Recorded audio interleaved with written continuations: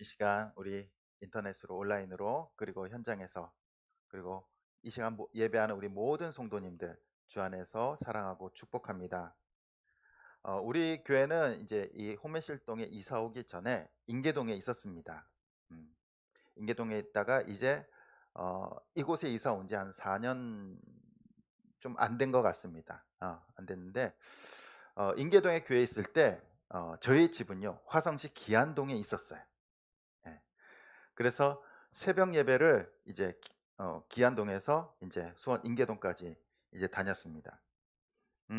그러던 중에 이제 새벽 예배를 마치고 이제 거리가 있다 보니까 이제 아침에 집에 이제 들어오게 되면은 좀 힘들기는 했습니다. 근데 어느 날 이제 아침에 집에 들어오다가 집 앞에서 교통사고를 당했어요. 예. 뒤에 차를 누가 이렇게 딱 세게 들이받은 겁니다. 처음엔 괜찮았는데 집에 딱 가니까 이게 기운이 쫙 빠지면서 일어날 수가 없더라고요. 그래서 한 2달 넘게 이렇게 치료를 받은 것 같습니다. 그러니까 뜻하지 않는 사고를 당한 거죠. 근데 곰곰이 생각해 보면은 제가 뭐 하다 왔습니까? 예. 예배드리고 기도하고 집에 오는 길에 사고를 당했어요. 이해가 되십니까? 안 되지 않습니까? 예배드리고 왔는데 기도하고 왔는데 그 먼 거리를 갔다가 돌아왔는데 이 사고를 당하고 이렇게 치료를 받게 된 겁니다. 그러나 우리의 인생은요 한 치 앞도 모릅니다. 그리스도인들도요 몰라요. 그리스도인이라고 또한 교회 직분자라고 해서 사고 안 당합니까? 안 다칩니까? 고난이 없습니까? 그리스도인들에게도요 고난이 있고 아픔이 있습니다. 오늘 저녁 우리가 어떻게 될지 우린 잘 몰라요. 오늘 오후도 몰라요. 그냥 우리는 우리의 인생이 무탈하기를 바라는 마음으로 그러한 마음으로 그냥 하루하루를 살아가고 있는 것뿐입니다. 우리 성도님들은 오늘 평안하십니까? 평안하십니까? 아니면 혹시 그 고통과 고난을 끌어안고 오셨습니까? 이 시간 우리의 말씀을 통하여 우리가 참된 평안함과 기쁨을 회복하는 시간이 되기를 간절히 축원드립니다. 오늘 말씀에 보면요, 이 말씀의 배경은 이 초막절이에요. 초막절. 초막절은 이스라엘의 3대 절기 중 하나입니다. 그리고 일주일 동안 진행돼요. 계속해서 우리가 이제 초막절을 배경으로 이제 말씀을 나누고 있습니다. 초막절에는 우리가 크게 두 행사가 있어요. 첫 번째 행사는 우리가 앞에서 말씀을 나눴습니다. 뭐였습니까? 네, 물의 행사예요. 우리 성도님들 다 잘 알고 계시네요. 물의 축제입니다. 이 매일 대제사장이 황금 항아리를 들고 이제 성전에 나와서 이제 실로암 못으로 갑니다. 거기서 물을 길러다가 그리고 성전 밑에 쏟습니다. 이 대제사장이 황금 이 항아리를 들고 그 길을 걸어가고 왔다 갔다 할 때 이스라엘 백성들이 그 뒤를 따르면서요 뒤에서 하나님을 찬양합니다. 이 물의 행사의 의미는 이스라엘 백성들이 40년 동안 광야에 있을 때 하나님께서 반석을 깨어서 물을 주시고 그들을 먹이시고 또한 인도하신 그것을 기념하면서 이 물의 행사를 합니다. 그리고 또 한 가지는 앞으로도 계속해서 이스라엘 백성들 가운데 비를 주시고 물을 주셔서 농사가 잘 되기를 기원하는 마음으로 초막절에 물의 행사를 매일매일 행하게 됩니다. 그래서 그때 예수님께서 이 물의 행사를 하시는 가운데 예수님께서는 자신을 드러내시고 나타내십니다.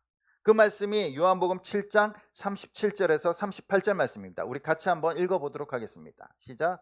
누구든지 목마르거든 내게로 와서 마시라. 나를 믿는 자는 성경의 이름과 같이 그 배에서 생수의 강이 흘러 나오리라. 아멘. 이 물의 행사를 하면서 하나님의 인도하심과 축복을 기대하는 마음으로 이스라엘 백성들이 있을 때 예수님께서 딱 나타나셔서 소리치는 겁니다. 누구든지 목마르거든 내게로 와서 마시라. 내가 마르지 않는 배에서 생수의 강을 주겠다라고 약속하십니다. 초막절에는 이 물의 행사와 동일하게 또 매일 행해지는 행사가 또 한 가지 있었습니다. 그것이 뭐냐면 빛의 축제예요. 빛의 축제. 초막절 열기 첫날부터 끝날까지 행해지는 행사입니다. 이 빛의 축제는요, 성전의 이 여인의 뜰에서 행해집니다. 사진을 잠깐 보시면은 저것이 예루살렘 성의 모형이에요. 그리고 그 가운데가 예루살렘 성전입니다. 그 다음 사진 보시면은 여인의 뜰이 저 빨간색으로 테두리 된 것이 여인의 뜰이에요. 거기에는 큰 4개의 기둥들이 있습니다. 그리고 거기에 이제 사발 같은 것이 이렇게 당겨져 있는데요. 그 다음 사진 보시면은 이제 저렇게 뒤에 크게, 예, 뭐 성화처럼 이렇게 돼 있어요. 거기에 이제 매일 그 젊은이가 항아리를 메고 올라가서 거기다 기름을 붓습니다. 다음 사진 보시면은 저렇게 올라가서 기름을 부어요. 그리고 그 대제사장의 그 허리띠나 또 앞치마로 그 심지를 만들어서 거기서 불을 붙이게 됩니다. 그러니까 4큰 기둥에 이 불을 붙이게 되면요, 예루살렘 성전이 환하게 빛나게 돼요. 거기서 끝나는 것이 아니라 이스라엘 백성들은요, 밤에 횃불을 들게 됩니다. 그 다음 사진 보면은 저렇게 나와서 이 횃불을 들고 하나님을 찬양을 해요. 이 밤마다 이루어졌어요. 밤마다 빛의 축제가. 왜 이스라엘 백성들이 이렇게 초막절에 빛의 축제를 했을까요? 바로 하나님께서 이스라엘 백성들을 광야에서 뭘로 인도하셨습니까? 불기둥으로 인도하셨어요. 불기둥으로. 그래서 이스라엘 백성들이 이 초막절마다 이 빛의 축제를 통하여 조상들의 광야에서 이끌어 주셨던 그 불기둥을 재현하고 있는 겁니다.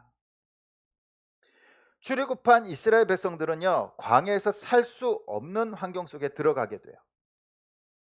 광야는 어떠한 곳입니까? 기온이요, 낮에는 40도에서 50도까지 올라가요. 그리고 먹을 것이 없어요. 물도 없어요. 근데 하나님께서 광야에서 이스라엘 백성들을 40년 동안 만나로 먹이십니다. 그리고 나서 예수님께서 말씀하시잖아요. 나는 생명의 떡이다. 만나를, 그 오병이어의 기적을 통해서 말씀하십니다. 또한 이스라엘 백성들은 물이 없으면 살아갈 수 없어요. 그래서 반석에서 물을 내셔서 그들을 먹이세요. 예수님께서 뭐라고 말씀하십니까? 나는 생수의 강이다라고 말씀하세요. 또한 이 광야에서는요, 빛이 없으면 살아갈 수가 없어요. 빛은 낮에 필요하지 않아요. 낮에 뭐 음식을 먹을 때도 필요하겠지만 중요한 것은 밤에 필요합니다. 밤에. 광야가 4, 50도고요. 낮에는 4, 50도고 밤이 되면요, 기온이 뚝 떨어져서 영상 10도 정도 떨어진대요. 그러니까 일교차가 한 30도 이상 되는 거예요. 일교차가 30도 이상 되면요, 인간의 몸이요, 그 견딜 수 없어요. 견딜 수 없어. 우리도 일교차가 10도, 20도 이상 이제 벌어지게 되면은 몸에 이상이 옵니다. 감기에 걸리거나 몸이 아파요. 그리고 저체온증으로 사망할 수 있다고 합니다. 실제로 2016년 1월 달에 대만에서 90명이 사망하는 사건이 있었어요. 그 이유가 뭐냐면은 저체온증이나 그리고 동상으로 사망하게 됩니다. 그때 대만의 기온이 영상 4도였어요. 영상 4도. 영상이었어요, 영상. 근데 대만의 그 1월 달에 평균 기온이 원래 14도에서 15도 정도 된다고 합니다. 그러니까 평년 기온보다 10도 아래로 떨어진 거예요. 떨어지니까 사람들이 저체온증이나 동상으로 90명이나 사망하는 사건이 있었습니다. 광야에서는 어떨까요? 사람들이 살 수 있을까요? 그렇게 30도씩 기온이 뚝 떨어지면. 낮에는 4, 50도에 뜨겁게 지내다가 새벽이 되면, 밤이 되면은 10도로 뚝 떨어져요. 사람이 살 수 있기 위해서는 체온을 유지해야 되는데 하나님께서는 그 불기둥을 통하여 이스라엘 백성들을 따뜻하게 밤에 보호해 주셨습니다. 하나님의 인도하심과 또한 하나님의 능력이 없었더라면 이스라엘 백성들은 광야에서 살 수도 없었어요. 그래서 그들은 이 빛의 축제를 통하여 하나님의 인도하심을 바라고 있습니다. 기념하고 있는 거예요. 그리고 그 빛의 축제를 통하여 지금 자신들이 로마의 식민지로 있는 자신들의 처지 가운데 하나님의 빛을 갈망해요. 하나님의 구원을 갈망합니다. 우리를 다시 한 번 더 인도해 주십시오. 우리를 다시 한 번 더 출애굽해 주십시오. 라는 마음으로 초막절 행사를 하고 있는 겁니다. 이렇게 빛에 대한 하나님의 인도하심에 대한 갈망이 최고조에 이르렀을 때 예수님께서는 다시 한 번 더 자신을 드러내세요. 어떻게 드러내십니까? 우리 12절 말씀입니다. 우리 같이 한번 읽어보도록 하겠습니다. 시작. 예수께서 또 말씀하여 이르시되 나는 세상의 빛이니 나를 따르는 자는 어두움에 다니지 아니하고 생명의 빛을 얻으리라. 아멘. 예수님께서는 다시 한 번 더 자신을 드러내시는데 뭐라고 드러내시냐면 세상의 빛이다. 나는 세상의 빛이다. 이러한 표현은요 요한복음에 자주 등장합니다. 오병이어의 기적을 행하시고 나서 나는 생명의 떡이다 라고 말씀하세요. 그리고 오늘은 세상의 빛이다 라고 말씀하시고 계속해서 나는 무엇이다 라고 자신을 드러내십니다. 나는 생명의 떡, 나는 세상의 빛, 나는 선한 목자다, 나는 양들의 문이다, 나는 포도나무다, 나는 부활이다, 나는 생명이다, 나는 진리다. 계속해서 요한복음에 예수님께서 자신을 어떻게 드러내시는지 기록하고 있어요. 근데 이러한 표현은요 예수님만이 하신 것이 아니에요. 과거 모세가 하나님을 만났을 때, 떨기나무 가운데 하나님을 만났을 때 하나님께서 모세에게 자신을 이렇게 나타내십니다. 나는 여호와라, 나는 스스로 있는 자다라고 말씀하세요. 그래서 하나님께서 이스라엘 백성들에게 모세에게 나타나신 자기 계시, 자기 표현을 예수님께서 동일한 방법으로, 동일한 표현으로 이스라엘 백성들에게 나타내고 계십니다. 바로 뭡니까? 그 하나님이 나다 라고 말씀하시는 거예요. 이스라엘 백성들은 광야에서 죽을 수밖에 없는 존재들이었습니다. 그러나 하나님의 빛이 그들의 생명을 지키셨고 인도하셨어요. 그렇기 때문에 그 빛은 뭡니까? 생명이에요. 생명. 그 빛이 없으면요 죽는 겁니다. 죽는 거예요. 광야에서 그 빛을 떠나는 순간, 그 빛을 벗어나는 순간 그들은 죽는 거예요. 예수님께서는 자신을 광야에서 이스라엘을 인도했던 그 빛이고 생명이다라고 말씀하십니다.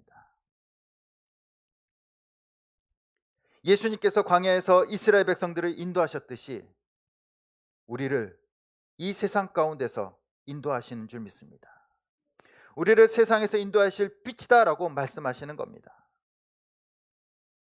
우리도 광야에 있는 이스라엘 백성들처럼요 하루하루 어떻게 될지 몰라요. 아십니까? 또한 우리는요 하나님 앞에 죄인으로서 죽을 수밖에 없는 존재라는 겁니다. 하나님께서 말씀하십니다. 모든 사람이 죄를 범하였다. 그리고 모든 사람이 어떻게 된다? 죄의 삭은 사망이다. 죽어야 된다라는 겁니다. 죽어야 된다라는 거. 누구도 하나님의 그 심판과 저주를 피해갈 수 없어요. 죄로 인해서. 그러나 우리가 감당해야 할 그 죽음을, 그 영원한 저주를 예수님께서 그 십자가에서 받아내십니다. 십자가에서 죽음과 저주를 이기시고 그리고 그 예수 그리스도의 생명을 우리에게 주신 줄 믿습니다. 예수님께서 말씀하십니다. 나는 생명의 빛이다. 우리는 예수 그리스도를 통하여 구원받고 영원한 생명을 얻은 줄 믿습니다. 오직 예수 그리스도께서 하나님의 아들 되시고 인간의 죄를 대신하여 죽으셨기 때문에 구원자 되시고 생명의 빛이 되신 줄 믿습니다. 예수님께서 이렇게 자신을 드러내시고 선언하시자 바리새인들은요, 이것을 믿지 않아요. 믿지 않아. 그것을 받아들일 수가 없어요. 나를 따르는 자는 생명의 빛을 얻으리라 라고 말씀하셨지만 그들은 예수님을 따르지 않고 받아들이지 않아요. 왜 그렇습니까? 그들이 생각하는 구원자 메시아는요, 갈릴리 출신이 아니라 베들레헴 출신이어야 돼요. 목수가 아니어야 돼요. 학벌도 뛰어나야 되고 리더십도 있어야 되고 그리고 출중해야 돼요. 나사렛 출신이 될 수 없습니다. 그들은 메시아를 기다리고 구원자를 기다렸지만 예수님께서 나사렛 출신이라는 거, 목수의 아들이라는 거, 그리고 어느 학파에도 속하지 않는 배우지 못한 사람이라는 거, 그것 때문에 예수님을 받아들이지 않아요. 예수님을 인정하지 않습니다. 따르지 않습니다. 예수님을 못 믿는 것이 아니라 그냥 안 믿는 거예요. 닫아버립니다. 1%의 가능성도 없어. 저 사람은 100% 아니야. 예수님께서는 그들이 예수님을 인정할 수 없고 따르지 않고 믿지 않는 이유를 이렇게 말씀하십니다. 우리 15절 말씀입니다. 우리 같이 한번 읽어보도록 하겠습니다. 시작. 너희는 육체를 따라 판단하나 나는 아무도 판단하지 아니하노라. 아멘. 바리새인들이 어떻게 하기 때문에 예수님을 믿지 않습니까? 육체를 따라서 판단한다는 거예요. 자신들의 생각을 가지고 예수님을 판단한다는 겁니다. 메시아를 판단한다는 거예요. 예수님을 믿지 않는 자들은 예수님이 누구신지 인간적인 기준에 따라서 판단하고 있습니다. 그들은 예수님의 육체, 학벌, 출신들, 그리고 세상적 기준만 볼 뿐이에요. 예수님을 믿지 않습니다. 인간은 자신이 보고 느끼고 체험하는 것 그 이상 생각할 수가 없어요. 그리고 자기가 보고 느낀 것만이 진리라고 생각을 해요. 자신이 경험한 것만이 최고라고 생각합니다. 과학이라는 것이 뭡니까? 우리는 과학을 좋아하잖아요. 성경을 증명하기를 원합니다. 과학으로, 과학의 잣대로 성경을 증명하려고 해요. 보이는 것, 보이는 형상들이 사실이라는 것을 증명하는 거예요. 눈으로, 인간의 오감으로, 눈과 귀와 코와 입과 촉각으로 증명하려고 해요. 그리고 그것이 만족될 때 이것이 사실이라고 여기는 것이 세상입니다. 그러나 세상은요, 보이는 것보다 보이지 않는 것이 훨씬 많아요. 증명되지 않는 것이 훨씬 많습니다. 아직도 의술이 뛰어나지만 고치는 병보다 못 고치는 병이 더 많다고 해요. 많습니다. 우리 눈에 보이는 것보다 보이지 않는 것이 훨씬 많습니다. 볼 수 없는 것도 많아요. 그러나 인간의 생각과 판단은요, 오감에 제한되어져 있어요. 보고, 냄새 맡고, 맛보고, 듣고, 만지는 거. 이것에 인간의 생각이 제한되어져 있다는 겁니다. 그것을 벗어날 수 없어요. 그리고 그것이 마치 진실인 것처럼, 사실인 것처럼 믿습니다. 내가 봤기 때문에, 내가 들었기 때문에, 내가 맛봤기 때문에 이거는 진짜야. 이것이 바로 바리새인들이 예수님을 믿지 못하는 이유예요. 자신들의 감각에, 자신들의 생각에 갇혀 있기 때문에 예수님을 믿지 못하는 겁니다. 오늘날 바리새인들처럼 예수님을 받아들이지 못하고 자신의 생각을 가지고 판단하기 때문에 예수님을 믿지 못한 사람들이 너무나 많아요. 심지어는 교회 나오지만 교회 예수님을 온전히 믿지 못합니다. 예수님을 믿지 못하는 이유는 바리새인들처럼 우리의 생각으로 말씀을 판단해요. 예수님을 판단해요. 하나님을 판단한다는 겁니다. 우리의 생각으로. 그래서 하나님이면 내 생각에 딱 맡겨 오셔야 돼요. 내 생각을 벗어나면은 하나님이 안 계시다라고 말하는 거예요.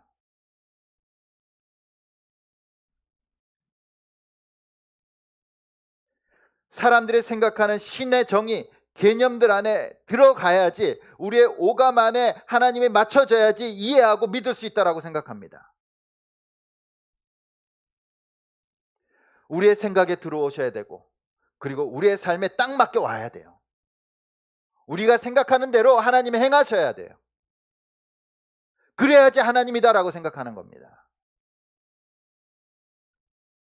그러나 하나님은요, 하나님을 우리가 이해할 수 없기 때문에 하나님 되신 줄 믿습니다. 인간의 생각으로 다 판단이 된다면 과연 하나님이실까요? 인간의 오감으로 하나님이 판단된다면 그분이 과연 하나님이십니까?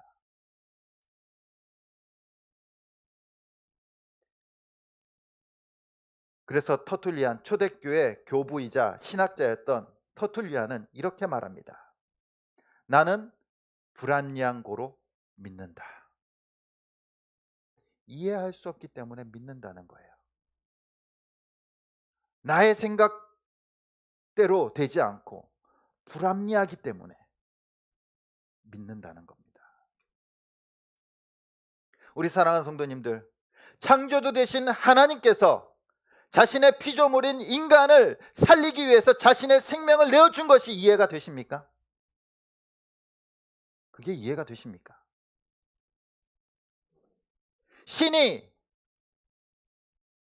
하나님이 자신이 만든 인간을 위해서 자신의 모든 것을 다 내어주시고 피와 살과 모든 생명까지도 내던지셨다는 것이 이해가 됩니까? 이해가 될 수 없어요. 그 부분은 이해가 될 수 없어요. 우리가 생각하는 인간의 신은 뭡니까? 강해야 돼요. 힘이 있어야 됩니다. 모든 것을 다 이겨야 돼요. 죽어서는 안 돼요. 그러나 하나님께서는요, 저와 여러분들을 위해서 모든 것을 다 내어주시고 자신의 생명까지 우리에게 주신 줄 믿습니다. 바로 생명의 빛 대신 예수 그리스도를 믿고 따라가게 되면 영원한 생명을 주신다라고 말씀하십니다. 따라간다는 것이 뭡니까? 이해한다는 것일까요? 아니에요. 인정한다는 겁니다. 인정한다는 거예요. 불합리하지만 믿는다는 겁니다. 이해가 되지 않지만 인정한다는 겁니다. 예수님을 따라간다는 것은 자신의 연약함을 인정하는 거예요. 자신의 죄악을 인정하는 겁니다. 자신이 광야에서 죽을 수밖에 없는 존재라는 것을 인정하는 거예요. 그럴 때 예수님이 나의 구원자 되심을 믿게 되고, 그리고 영원한 생명을 얻게 되는 줄 믿습니다. 우리는 세상의 빛 대신 예수 그리스도를 믿고 생명의 빛을 얻은 줄 믿습니다. 그러나 구원받았다고 끝이 아니에요. 구원받았다고 모두가 평안하십니까? 여전히 우리의 인생 가운데는요, 예수 그리스도의 빛이 필요합니다. 생명의 빛이 필요하고 세상의 빛이 필요합니다. 우리의 생활도 보면요, 참 이해할 수 없는 것 투성입니다. 예수 그리스도를 믿고 구원을 받고 하나님의 자녀가 됐으면 뭔가 특별해야 되는데, 뭔가 달라야 되는데 세상 사람들과 다르지 않아요. 똑같이 먹고요, 똑같이 자고, 그리고 똑같이 고통당하고, 심지어는 똑같이 아파요. 똑같이 죽어요. 하나도 달라진 것이 없어요. 세상 사람들이 당하는 고통과 고난, 그리스도인들도 동일하게 당한다는 거예요. 동일하게. 달라진 것이 없어요. 아니, 더 약해요. 더 약해. 세상 사람들은 자기 마음대로라고도 하죠. 그렇게 살아가기도 하잖아요. 근데 우리는 또 그렇지도 못해요. 내 마음대로 살 수도 없어요.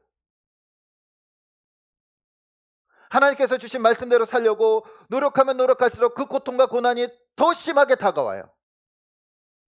오히려 더 스트레스 받을 수도 있고요. 신앙과 세상 사이에서 더 몸부림치면서 괴로워합니다. 갈등해요. 눈물이 마를 날도 없습니다. 사업이 잘 안 될 수도 있고요. 아플 수도 있고, 자녀들이 공부를 못할 수도 있고, 자녀들이 아플 수도 있어요. 사고를 당할 수도 있습니다. 욥의 고난이 우리에게 올 수도 있어요. 자신의 그 재산을 다 잃어버리고 자녀들도 다 죽고 자기에게 질병이 닥쳐서 아내가 저주하고 떠나버리고. 그런데 욥이 하나님을 믿지 않아서 고난을 당했습니까? 아니요. 하나님께서 온전한 자라고 의인이라고 말씀하셨어요. 의인이라고. 정말 그 시대의 최고의 신앙인이라고 칭찬하셨어요. 그럼에도 불구하고 그는 어떠한 사람도 당해보지 못한 고통과 고난을 당합니다. 우리가 당하고 있는 고난과 고통, 믿음이 없어서 고난을 겪는 것이 아니에요. 하나님의 징계나 벌도 아닙니다. 그냥 우리는 광야를 걷고 있을 뿐이에요. 세상의 광야를 걷고 있을 뿐입니다. 우리는 세상 사람들과 똑같이 그 길을 걷고 있는 것뿐이에요. 언제나 죽을지 모르는 캄캄한 광야길을 걷고 있습니다. 그러나 우리에게는요, 세상 사람들이 없는 것이 있습니다. 그것이 무엇입니까? 세상의 빛 대신 예수 그리스도인 줄 믿습니다. 광야에서 그들을 지키시고 인도하시고 견디게 하신 그 불기둥, 하나님의 빛이 우리와 함께하는 줄 믿습니다. 그 빛을 보는 자들은 방황하지 않습니다. 그 빛을 만나고 따르는 자들은 영원한 생명을 얻게 되는 줄 믿습니다. 그 빛을 만나는 사람들은 더 이상 광야를 두려워하지 않게 되는 줄 믿습니다. 그 빛과 함께하면 모든 것을 이기게 되는 줄 믿습니다. 세상은 지금의 인생을 즐기라라고 말합니다. 그래서 얼마나 잘 즐기고 있습니까, 사람들이? 지금도 즐기고 있잖아요. 우리는 예배 드리지만 놀러 가기도 하고, 오늘 보니까, 어제 기사 보니까 뭐 엄청난 인파들이 놀러 갔다 그러더라고요. 뭐 제주도로 가기도 하고, 제주도에 한 80만이 갔다 그러나 어마어마하게 즐기고 있습니다. 돈을 벌면 즐기기 위해서 사용합니다. 물론 우리의 인생 즐거워야죠. 힘든 것보다 즐거우면 더 좋지 않습니까? 기뻐야죠, 우리의 인생. 그런다고 인생을 즐기자라고 한다고 고난과 고통이 사라집니까? 안 옵니까? 안 아픕니까? 안 괴롭습니까? 인생을 즐기자라고 살아도요, 고난과 고통은요, 피해갈 수 없어요. 인생을 즐기다가 어려움이 생기면, 그 고난이 생기면요, 인생의 허무함을 느끼는 거예요, 사람들이요. 그러다가 심지어는 자신의 생명을 놓기도 합니다. 너무나도 허무하니까. 그러나 우리에게는요, 광야에서 보호하시고 인도하신 그 생명의 빛이 우리와 함께 하시는 줄 믿습니다. 그 빛은요, 우리를 보호하고 생명으로 인도하십니다. 그리고 그 뜨거운 광야를, 그리고 그 추운 광야를 견디고 이기게 하신 빛인 줄 믿습니다. 우리가 잘 아는 것처럼 우리 김복희 권사님, 우리 교회에서 가장 연로하십니다. 86 되시고요. 보니까 체구도 가장 작으세요. 그리고 제일 말랐고 근데 우리 권사님 올해 췌장암 판단을 받으셨어요. 그리고 수개월 동안 그 항암 치료를 견디셨습니다. 그리고 8월 달에는 심지어는 개복 수술까지 다 마치셨어요. 복강경이 아니라 이게 열어서, 86임에도 불구하고 그 모든 것을 다 견디셨어요. 그것이 바로 예수 그리스도의 빛과 함께 견디는 삶인 줄 믿습니다. 예수님 없이면요 견딜 수가 없어요. 또한 우리 이인호 전도사님도요, 우리가 아는 바와 같이 일주일에 3번 신장 투석을 해야지 살아갈 수 있는 분이세요. 근데 올해 갑자기 심장이 좋아지지 않았어요. 그리고 급하게 심장 수술을 받으셨습니다. 고위험군에도 불구하고, 죽을 수 있음에도 불구하고 심장 수술을 받고 지금 건강하게 회복된 줄 믿습니다. 그 모든 힘든 과정들 우리는 피해갈 수 없어요. 우리의 아픔도 고통도 피해갈 수 없습니다. 그러나 우리는 예수 그리스도와 함께, 세상의 빛 되시고 생명의 빛 되신 예수 그리스도와 함께 견디는 줄 믿습니다. 이것이 세상 사람들과 우리가 다른 거예요. 똑같이 고난과 고통은 있지만 예수님이 함께하기에 그 광야 같은 세상 속에서 우리를 견디게 하시는 줄 믿습니다. 예수님께서 우리에게 이렇게 말씀하십니다. 나는 세상의 빛이다. 나를 따르는 자는 세상의 빛을, 생명의 빛을 얻을 것이다. 우리에게는 세상의 빛 대신 예수님께서 우리를 생명의 길로 인도하여 주신 줄 믿습니다. 예수 그리스도를 따르는 자는 이 광야 같은 세상에 견디게 될 줄 믿습니다.